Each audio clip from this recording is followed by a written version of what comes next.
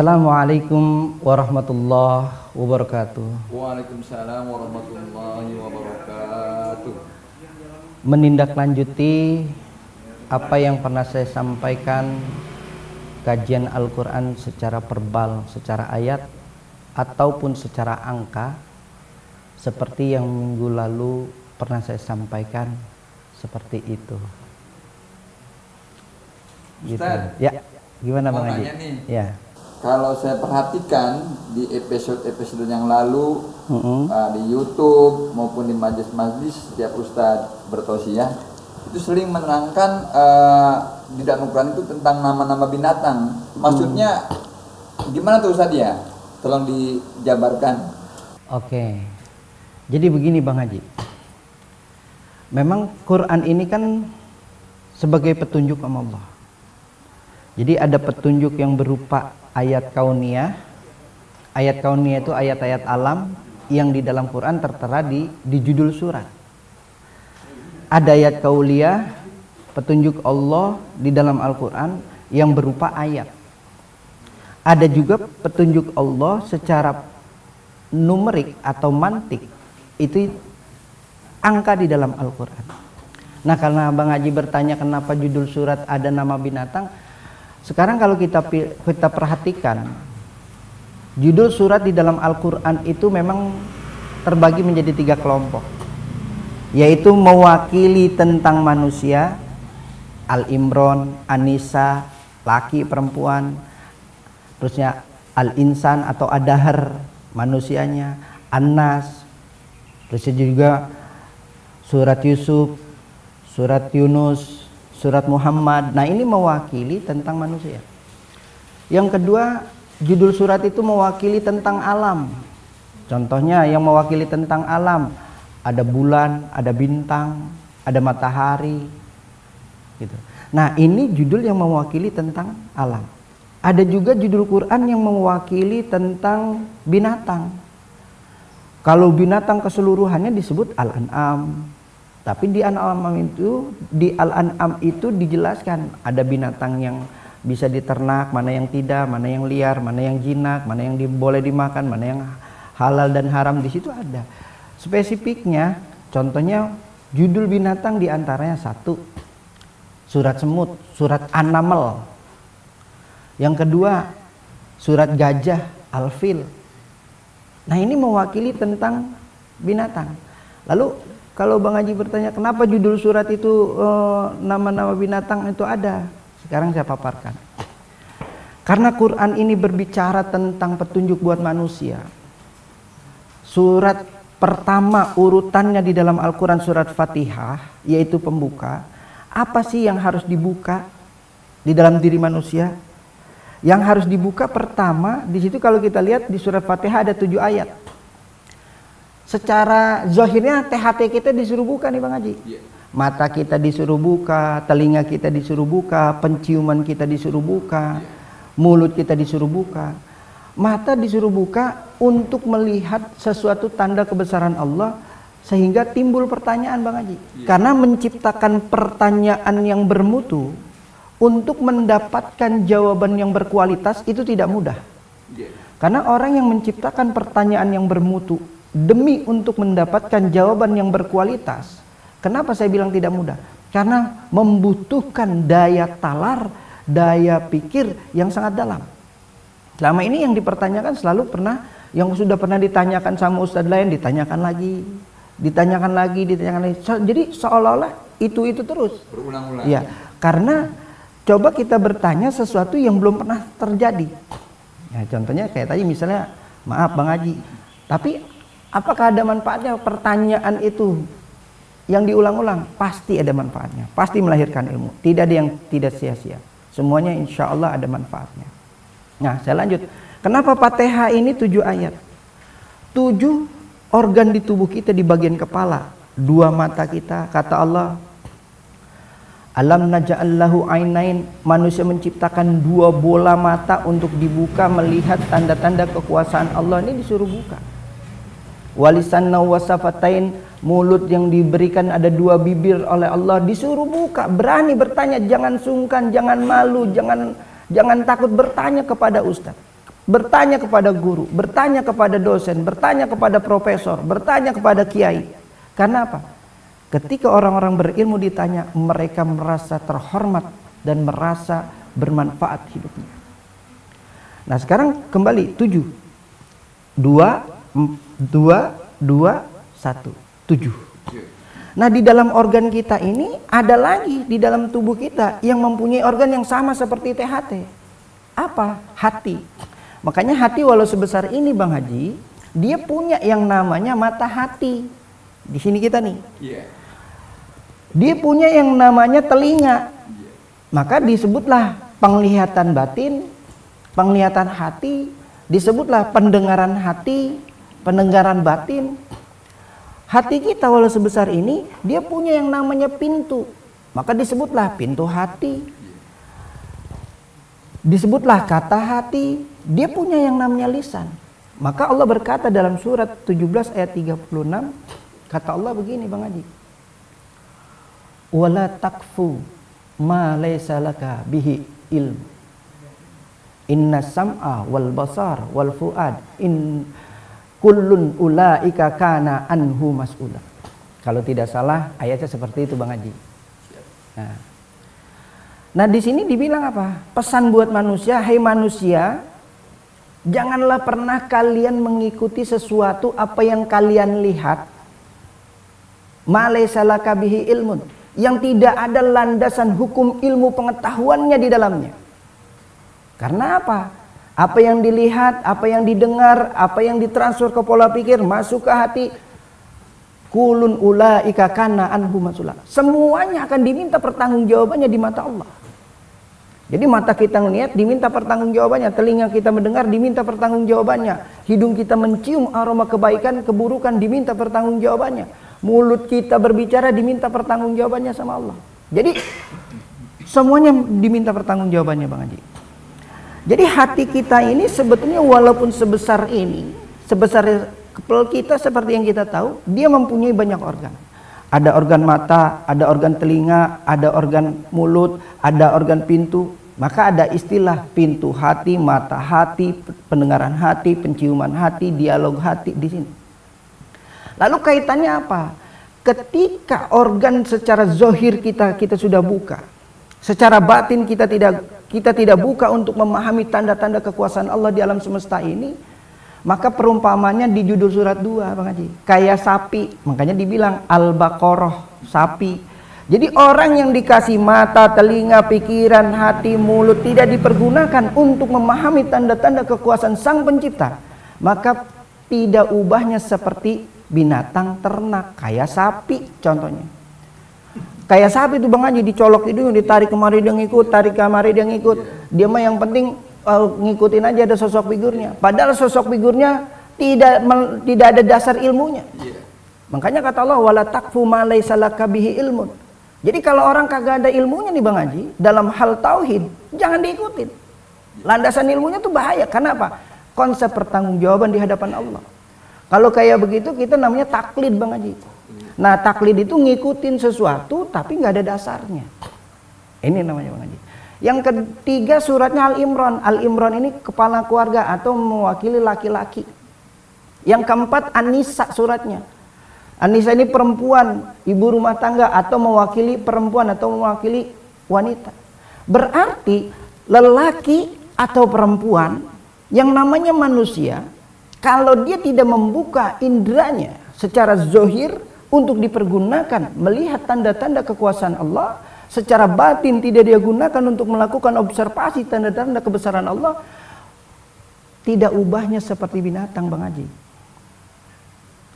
Makanya dibilang di dalam Al-Quran kata Allah di dalam surat 7 ayat 179 Allah berkata walaqad zara'na li jahannama katsirum minal jinni wal insi lahum qulubun la yafqahuna biha walahum a'yunun la yubsiruna biha walahum adhanun la yasma'una biha ulaika kal an'am. Jadi penghuni neraka kata Allah kebanyakan dari kelompok jin dan manusia. Kenapa Bang Haji?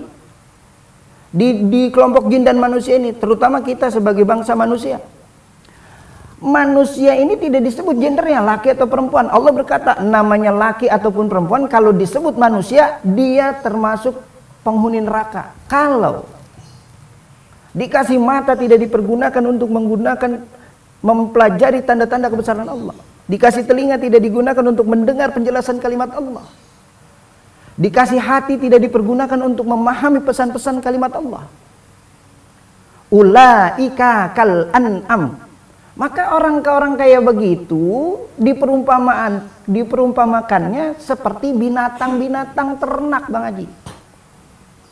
Makanya kita nggak heran ada orang yang kayak begitu tuh sifatnya kayak binatang, Bang Haji.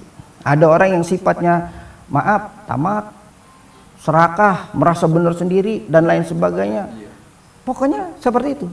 Makanya di dalam suratul Fatihah ini 7 ayat kita disuruh menggunakan organ di bagian kepala dan suruh menggunakan organ di bagian hati. Nah, terjadilah surat kelima, Bang Haji, Al-Maidah. Siapa yang menggunakan organ di bagian kepalanya, matanya, telinganya, hidungnya, lisannya, otaknya, akal pikirannya, dan dia pergunakan hatinya untuk mempelajari ilmu-ilmu Allah, maka dia akan dapat 5, Bang Haji. 5 itu Al-Maidah, hidangan. Kebutuhan dunia insya Allah terpenuhi, tercukupi. Memang tidak kaya tapi serba cukup. Kalau orang kayak begitu, dia mau beli motor cukup, dia mau beli tanah cukup, dia mau beli beras cukup. Karena apa? Allah kasih kemudahan, Bang Haji. Ya kalau belum, ya belum berarti gitu. Yang kedua 5 ini, surat 5 ini Al-Maidah, Bang Haji. Kebutuhan akhirat juga terpenuhi. Maka ada konsep keseimbangan antara kebutuhan dunia dan kebutuhan akhirat. Maka kalau kita lihat di dalam surat 6 ini, suratnya Al-An'am, binatang ternak. Kenapa? Kebanyakan orang cuma hanya gara-gara kebutuhan dunia, maka sifat kemanusiaannya dikebelakangkan.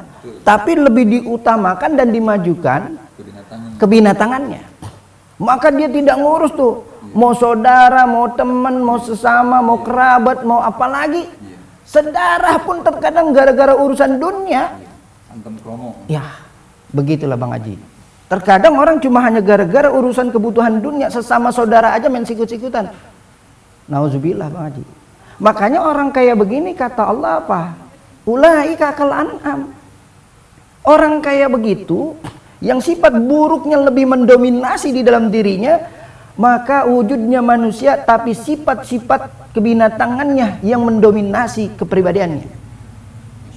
Nah, makanya saya tidak heran Bang Haji, jangan kata sesama saudara, orang lain, rata-rata yang apa yang kita lihat di muka bumi ini, apa-apa yang kita lihat di depan mata kita ini, kebanyakan orang Bang Haji itu lebih mengutamakan sifat kebinatangannya ketimbang sifat kemanusiaannya. Nah, inilah kenapa Bang Haji bertanya, kenapa sih judul surat di dalam Al-Quran itu sebagai binatang? Ada binatang karena di dalam diri manusia itu ada sifat-sifat binatang. Kenapa judul surat itu mewakili alam? Karena manusia tinggal di alam dan binatang pun tinggal di alam. Alam apa? Ya alam dunia yang sekarang kita alami nih. Maka manusia mempunyai sifat kebinatangan. Binatang tinggal di alam, manusia tinggal di alam. Makanya di dalam surat 6 itu Al-An'am. Nah, lanjut. Surat ke-7 itu Al-A'raf Bang Haji. Al-A'raf itu tempat begini, tempat tinggi, naik lah. Gitu. Kayak naik Arafah gitu Bang Haji, naik. Kata Allah, orang yang seperti ini, manusia yang seperti ini, mau bagaimana diangkat derajatnya di mata Allah? Orang dia lebih mengikuti kebutuhan hawa nafsu dunianya ketimbang kebutuhan akhiratnya. Orang dia lebih mengikuti sifat kebinatangannya ketimbang manusianya. Apa sebabnya? Dikarenakan dia tidak menggunakan akal pikirannya, tidak menggunakan matanya, tidak menggunakan telinganya, tidak menggunakan indera penciumannya, tidak menggunakan lisannya, tidak menggunakan hatinya untuk memahami pesan-pesan dari Sang Pencipta. Maka orang yang kayak begini peribahasanya Bang Haji, perintah Tuhannya aja dia lawan, diabaikan. Tapi orang kayak begini ketika diperintah sama pimpinannya, Dia takut mati-matian, bohong pun dia lakukan. Menipu pun dia lakukan demi pimpinannya. Coba bayangkan kita nih sebagai manusia diperintahin sama Allah sang pencipta yang menciptakan kita dari Tuhan alam semesta ini. Kita disuruh patuh, tapi kita sering melawan, melanggar perintah itu. Maka di sini dibilang kata Allah di dalam surat 7 tadi. Surat 7 ayat 179 itu dikatakan balhum adallu. Bahkan ada lagi manusia yang kayak begitu tuh lebih sesat lagi Bang Haji. Adallu itu sesat lagi Bang. Sesatnya tuh mendalam. Sampai Allah tuh marah sama manusia. Marah. Bagaimana cara bentuk adolnya, marahnya Allah, dan bagaimana lebih sesatnya lagi daripada binatang ternak. Binatang ternak aja seolah-olah orang ketika melihat hidupnya jijik, tapi giliran sudah matinya dia mau makan gitu. Ini lebih sesat. Itu dikatakan di dalam surat 7 Bang Haji, di ayat 176. Ini biar tidak salah saya buka nih Bang Haji. Di dalam surat 7 ayat 176 dikatakan, kata Allah, walau syi'na la rafa'nahu biha walakinnahu akhlada ilal ardi wattaba hawa. Sesungguhnya Allah itu sang pencipta itu ingin mengangkat derajat manusia dengan ayat-ayatnya. Jadi manusia mau diangkat derajatnya sama Allah nih berdasarkan ayat-ayat Allah. Kalau orang itu mengikuti perintah Allah, kalau orang itu patuh kepada Allah, kalau orang itu taat kepada Allah. Walau syi'na la rafa'nahu biha. Dengan ayat-ayatnya Allah mau angkat. Walakinnahu akhlada ilal ardi wattaba hawa. Akan tetapi manusia tidak mengendahkan itu. Dia lebih cenderung mengikuti kebutuhan hawa nafsu dunianya. Maaf beribu maaf. Orang yang berzina bukan tidak tahu itu tidak boleh. Dia tahu itu dilarang, tapi dia lakukan. Ini yang disebut wattaba hawa, mengikuti kebutuhan hawa nafsu dunianya Bang Haji. Maaf, orang yang berbohong bukan tidak tahu itu tidak boleh. Dia tahu itu dilarang, tapi dia lakukan. Wattaba hawa ini namanya Bang Haji. Orang yang menipu bukan tidak tahu itu tidak boleh. Dia tahu, tapi karena lebih cenderung wattaba hawa, kebutuhan hawa nafsu dunianya dia ikuti, maka dia merendahkan dirinya sendiri. Memang secara kasat mata manusia orang seperti itu tinggi. Dikarenakan apa? Rata-rata manusia mengukur ketinggian manusia itu dilihat dari harta Bang Haji. Rumah mewah, mobil. Padahal mah bukan. Di mata Allah mah yang dilihat takwa, di mata Allah yang mah dilihat yang patuh, di mata Allah mah dilihat orang yang benar. Gitu Bang Haji. Karena ketika kita mati itu nggak dibawa Bang Haji. Ini yang disebut wattaba hawa. Kenapa? Walakinnahu akhlada ilal ardi. Akan tetapi manusia itu lebih cenderung di muka bumi ini mengikuti kebutuhan hawa nafsu dunianya yang rendah kata Allah. Maka Allah berkata, maaf beribu maaf kalau agak sedikit kasar, tapi ini saya sampaikan apa adanya yang ada di dalam Quran. Ya. Wattaba hawa pamasaluhu kamasali kalbi. Jadi orang yang kayak begitu kata Allah di dalam surat 7 ayat 176 diperumpamakannya seperti seekor anjing. Bayangin aja, yang namanya anjing, secakep-cakepnya anjing, sebagus-bagusnya anjing, semahal-mahalnya anjing, tetap aja ditaruh dimanapun, ditaruh di depan rumah namanya anjing, ditaruh di ruangan tamu namanya anjing, ditaruh di kamar tidur namanya anjing, taruh di lemari tetap namanya anjing. Enggak ada perubahan, apa namanya anjing, kan gitu Bang Haji. Maka di sini kata Allah, walau syi'na la rafa'nahu biha walakinnahu akhlada ilal ardi wattaba hawa. Jadi kebanyakan manusia mau diangkat derajatnya oleh Allah secara dunia dan akhirat berdasarkan ayat-ayat Allah, tetapi manusia tidak mengendahkan, mengabaikan, malah mengikuti hawa nafsu dunianya yang rendah. Maka perumpamaannya kata Allah seperti seekor anjing. Gitu. Nah, di sini Bang Haji, ini lebih menarik lagi nih, saya selesaikan ayat ini Bang Haji. Pamasaluhu kamasali kalbi. Kata Allah, perumpamannya seperti seekor anjing. Kenapa? Di situ intahmil alaihi yalhas au tatruk al yalhas. Kalau didatengin, dikasih tahu, dinasehatin, iya dia tahu. Tapi apa yang udah dia tahu tidak diterapkan dalam kehidupan sehari-hari. Ya sama juga dia ngeyel, kayak sama juga dia ngenyek, sama sang penciptanya aja kayak begitu. Kau mau sama kita sesama manusia mah Bang Haji, kali sesama manusia mah dilihat umur mudaan, dilihat umur ya orang kampung, dilihat umur ya orang ini orang itu. Kali kalau dilihat kayak begitu, ini sang penciptanya yang ngasih dia hidup, yang ngasih dia nyawa, yang ngasih dia segala-galanya diabaikan. Kalau didatangin dia wow begini, tapi nggak diterapin. Maka itu banyak orang yang melakukan kesalahan, melanggar hukum, aturan, perintah, larangan. Bukan orang-orang yang tidak tahu. Justru orang yang melanggar hukum, aturan, perintah, dan larangan justru orang-orang yang pada tahu. Kenapa? Karena dia pattabah hawa, mengikuti hawa nafsu dunianya yang rendah. Dia belum ngerasain yang namanya mati, dia belum ngerasain yang namanya sisa kubur. Kalau dia udah bisa ngerasain, dia balik lagi, dia cerita, dia jadi orang benar. Terus di ayat ini dikatakan, kalau ditinggalin autatsruk yalhas, kalau udah pergi biarin aja, melet-melet lagi. Ya maaf beribu maaf, yang namanya seekor anjing tuh punya kebiasaan kalau didatengin majikan melet-melet, ditinggal pergi melet-melet. Jadi seolah-olah kayak ngeledek gitu. Nah saya lanjut, di ayat ini dikatakan dzalika masalul ladzina kazzabu bi ayatina. Itu semua perumpamaannya adalah kaumil ladzina kazzabu, kelompok atau kaum orang-orang yang mendustakan kebenaran, orang-orang yang tidak percaya dengan kebenaran, orang-orang yang tidak percaya dengan hukum, orang-orang yang tidak percaya dengan aturan, orang-orang yang tidak percaya dengan perintah, orang-orang yang tidak percaya dengan larangan. Seolah-olah hukum, aturan, perintah, larangan Allah yang ada di muka bumi ini cuman mitos belaka, khayalan belaka.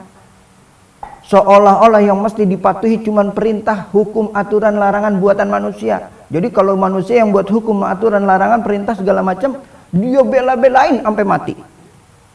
Padahal hukum, aturan, perintah, larangan Allah, sang pencipta sudah membuat aturan itu. Terus di sini dibilang apa? Paksus kososo la'allakum yatafakkarun. Ceritain yang kayak begini kepada manusia kebanyakan supaya apa? Supaya mereka itu pada mikir. Karena apa? Yang namanya manusia itu makhluk Allah sebagai khalifah, kelebihannya berpikir, berakal. Nah ini yang menjadi masalah, kebanyakan manusia akal pikirannya, akalnya nih, kebanyakan manusia dipergunakan di muka bumi ini bukan untuk kebenaran. Akalnya dipergunakan buat ngakal-ngakalin orang. Akalnya dipergunakan buat ngakal-ngakalin rakyat. Akalnya dipergunakan buat ngakal-ngakalin orang susah. Nauzubillah Bang Haji. Jangan sampai nikmat akal kita dicabut, nikmat pikiran kita dicabut, akhirnya apa? Kita kagak bisa gunain akal nih. Ada otak, ada akal, akhirnya kagak bisa ngapa-ngapain. Nauzubillah min dzalik. Gitu Bang Haji. Makanya orang kaya begini dikasih teguran Bang Haji. Dikasih teguran sebelum dia dihukum. Tegurannya apa? Ya sekarang kalau orang tua, ini analoginya aja Bang Haji. Orang tua ngelihat anaknya ngelawan lu, kan ditegur pertama. Kalau udah ditegur segala macam sampai tingkatannya dihukum. Kan gitu. Itu manusia aja. Sama Allah juga. Pertama manusia yang dikasih teguran karena dia melanggar hukum, aturan, perintah, larangan, ditegur dulu. Sakitnya ringan Bang Haji. Sakitnya sederhana. Kalau dia masih melanggar hukum, aturan, perintah, larangan, dikasih lagi sakit tuh Bang Haji. Udah teguran, ditambahin lagi. Fazadahumullahu marado, dikasih lagi tambahannya, penyakitnya. Nah kalau dia sudah patuh segala macam perintah Allah, hukum Allah, aturan Allah dijalanin, kenapa orang udah patuh kasih sakit? Ya diuji untuk naik level. Kalau dia udah kayak begitu, diabaikan semua baru dihukum. Makanya Rasulullah berkata nih Bang Haji, ini mohon maaf, arti hadisnya begini kalau tidak salah nih Bang Haji. Orang sakit itu kategorinya bisa dilihat dari 4 kategori. Yang pertama, orang sakit itu sebabnya bisa dikategorikan sebagai teguran. Jadi kalau kita mengalami sakit nih Bang Haji, di organ tubuh kita mengalami sakit, berarti kata Rasulullah diantaranya poin pertama bisa dikategorikan teguran. Ditegur sama Allah. Di bagian kepala sakit ditegur. Emang yang di bagian kepala dipakainya buat apa? Di bagian badan kita sakit ditegur. Emang di bagian badan kita dipakai buat apa? Di bagian ini ke bawah ditegur kalau sakit. Emang ini ke bawah dipakai buat apa? Makanya kata Rasulullah, kelompok pertama orang cara Allah menegur itu, kata Rasulullah, dikasih sakit. Maka berarti kalau misal puyeng dikit ditegur, iya. Jangan mikir yang kagak-kagak, akhirnya yang nggak perlu dipikirin, akhirnya puyeng mikirinnya. Jalanin aja, dunia bekerja kita jalanin, akhirat ibadah ya kita jalanin. Tapi landasilah dunia dan akhiratnya dengan ilmu, supaya apa? Lahir mutu, kualitas di setiap apa yang kita lakukan, bukan kuantitas. Nah itu ditegur. Wah kalau saya udah patuh, saya lihat ada, maaf, misalnya ada ustadz, ada kiai, ada orang-orang yang dimuliakan Allah, orang-orang yang dimuliakan Tuhannya, sosok figur yang dimuliakan Tuhannya. Kenapa dia dikasih sakit? Bisa kategorinya ujian. Dari level Rasul Nabi salah satunya kita lihat Ayub alaihissalam. Ayub patuh, taat, perintah Allah dijalankan, dikasih sakit, diuji. Diuji keikhlasan, diuji keimanan, semua diuji. Ketika lulus, Ayub alaihissalam sembuh. Jadi ada orang-orang tertentu kalau dia udah sam'an wa ta'atan nama Allah, hukum, aturan, perintah, larangan Allah dia lakukan, kenapa tetap dikasih sakit?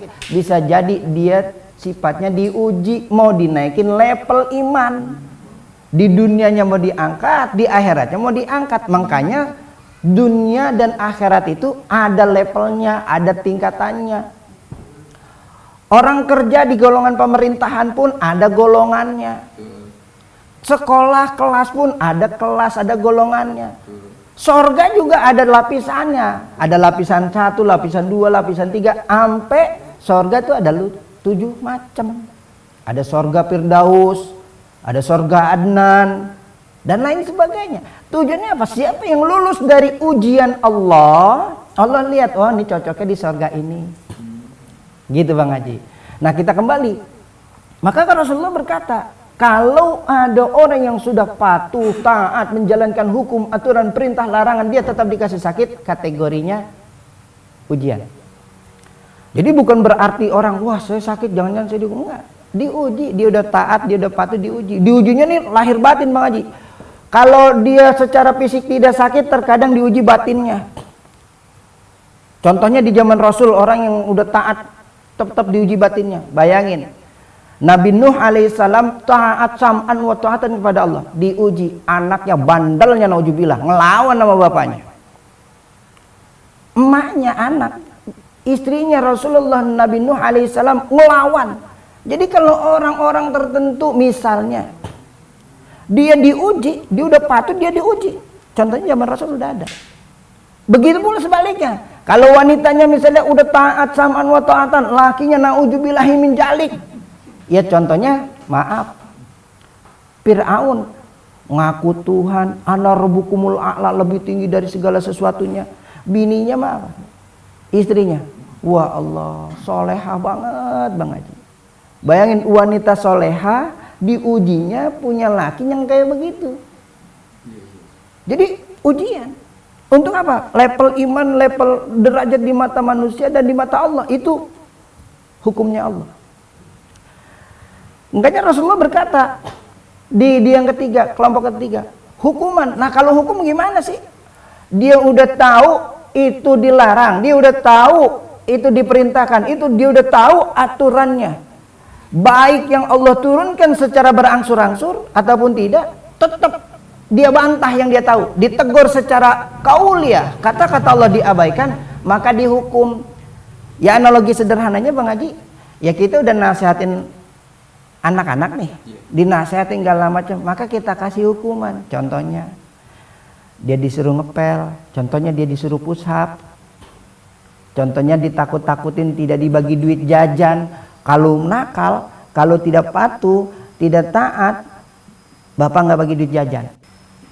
Nah, manusia aja bentuk sederhananya ketika anaknya tuh bandelnya naudzubillah, bapaknya pasti ngomong, Bang Haji, kalau bandel liatin, kagak dibagi duit jajan. Ini ilustrasi sederhana, Bang Haji. Manusia anak sama bapak aja kayak begitu. Bayangin ini kalau manusia nggak patuh sama Allah, nggak dikasih duit jajan sama Allah misalnya nih, walaupun Allah tidak boleh diibaratkan dengan sesuatu, pelajaran di depan mata kita bisa petik pesan tersiratnya. Maka banyak orang-orang yang meninggalkan perintah, hukum, aturan, larangan Allah susah dalam hidupnya. Sekalinya gampang materinya, ininya kosong, Bang Haji, kerontang.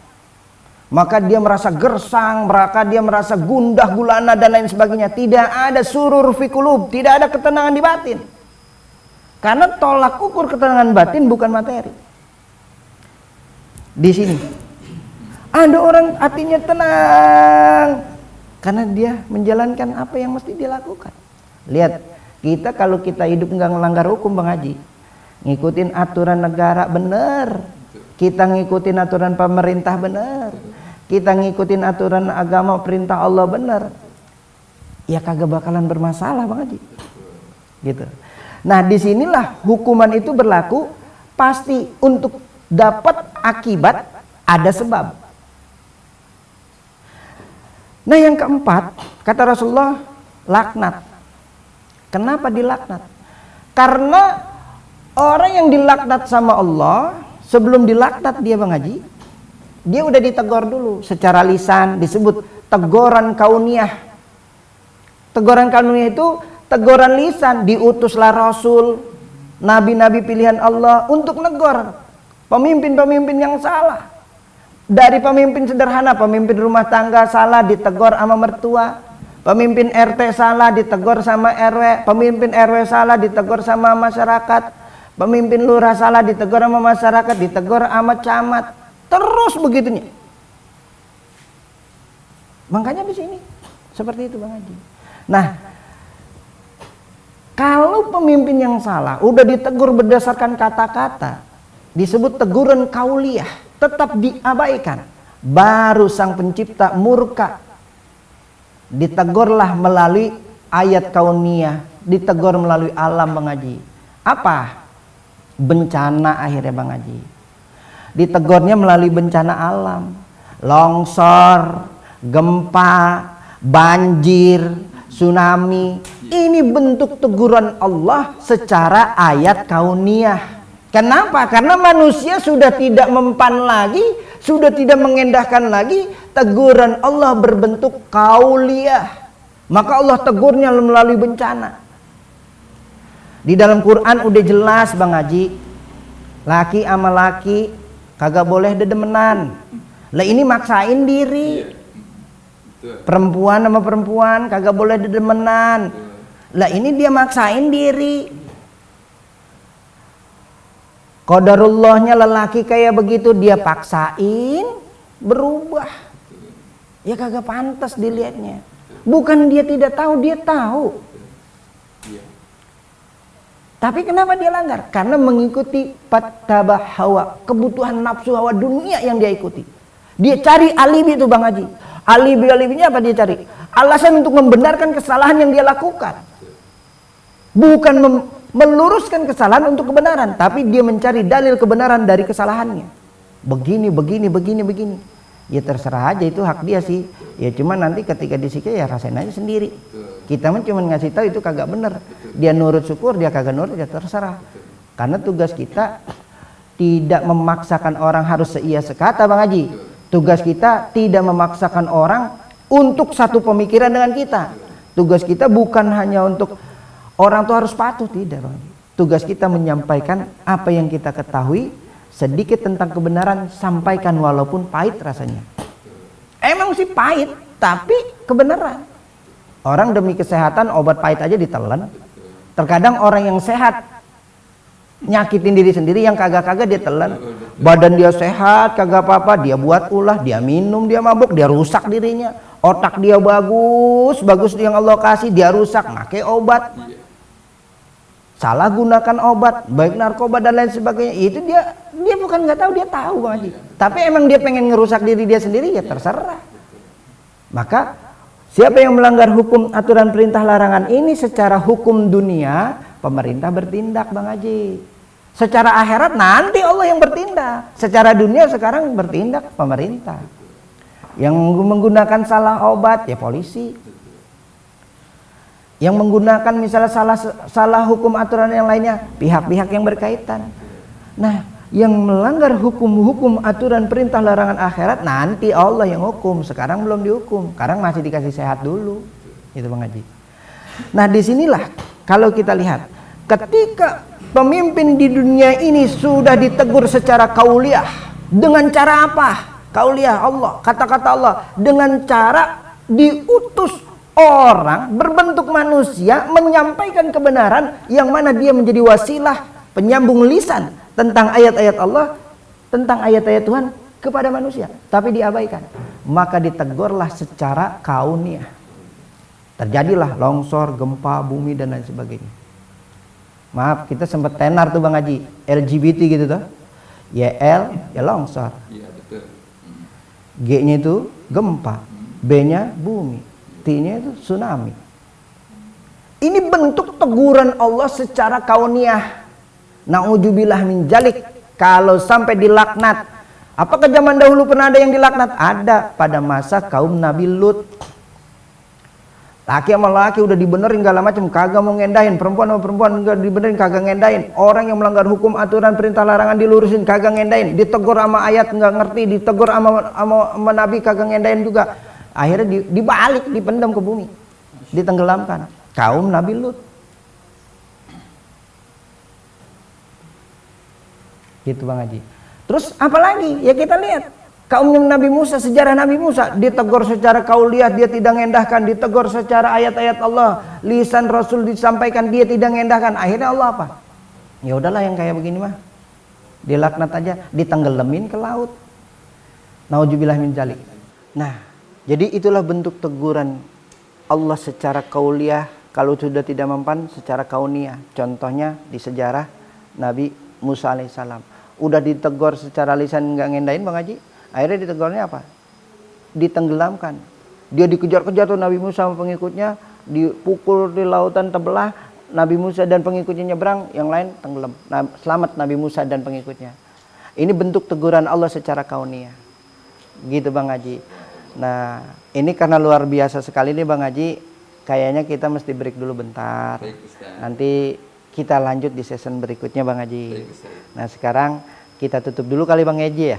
Ya, kita tutup. Ini berupa pesan-pesan Allah secara ayat kauniah. Pesan-pesan Allah secara judul surat. Pesan-pesan Allah secara alam. Pesan alamnya aja udah dalam kayak begini Bang Haji. Belum kita masuk ke ayat-ayatnya tuh Bang Haji. Nah, tapi biar nanti untuk lebih gamblangnya lagi di season berikutnya Bang Haji kita jelasin. Saya kira demikian Bang Haji. Saya akhiri dulu Bang Haji ya. Ya, billahi taufiq hidayah. Wassalamualaikum warahmatullahi wabarakatuh. Waalaikumsalam warahmatullahi wabarakatuh.